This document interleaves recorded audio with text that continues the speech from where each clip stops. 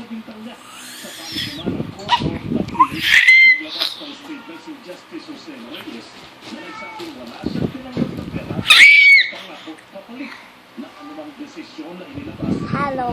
Court of Appeals Division. Nanawagan ang maestrado na huwag na silang idamay sa pulis. George Carino, ABS-CBN News.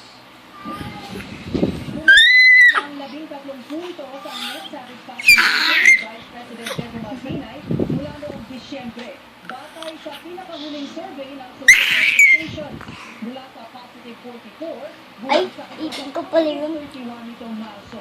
Ito lang ang satisfaction rating mula maging Vice Presidente.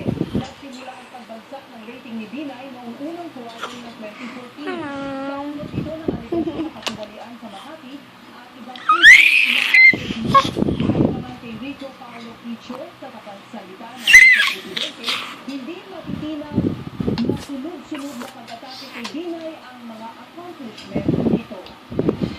Sing! Nakapakita dyan at sing.